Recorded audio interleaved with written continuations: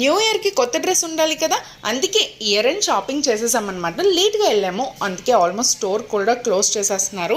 So మొత్తానికి అయితే కొనేసుకొని వచ్చాము. ఇట్ స్మాల్ వే మేము ఎంజాయ్ చేసేసాము. 3, 2, 1 go and very happy new year అండి. మీ అందరికీ నూతన సంవత్సర శుభాకాంక్షలు. మీ అందరి లైఫ్స్లో హ్యాపీనెస్, హెల్త్, సక్సెస్ ఇంకా ఇంకా ఎక్కువ రావాలని మనస్ఫూర్తిగా కోరుకుంటున్నాను.